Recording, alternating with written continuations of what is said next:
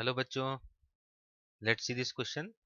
It says that the mass number of a nucleus is A option is always less than its atomic number, always second option always more than its atomic number, C option sometimes equal to its atomic number and D sometime less than and sometime more than its atomic number. 2003 में ये question पूछा गया था। इस question को solve करने के लिए जो हमारा की कॉन्सेप्ट होगा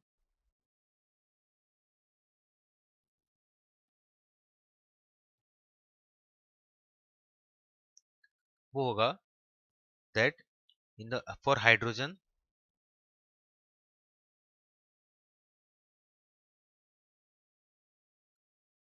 number of neutrons are 0.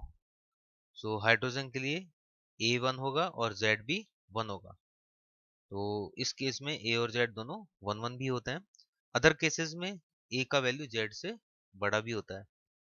तो इसके अकॉर्डिंग हमें सोचना है कि जो यहाँ पर मास नंबर है वो एटॉमिक नंबर से इक्वल भी हो सकता है और बड़ा भी हो सकता है।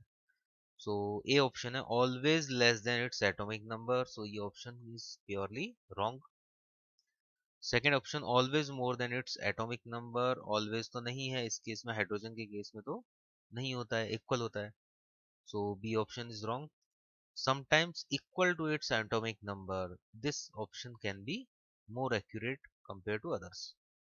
कभी कभी इक्वल हो सकता है, तो यहाँ पर ये बेटर है। D option sometimes less than sometimes मोर than its atomic number, more than तो हो सकता है, लेस देन नहीं हो सकता, so this part is wrong. So C option will be correct. Hope you understand it well. Best of luck.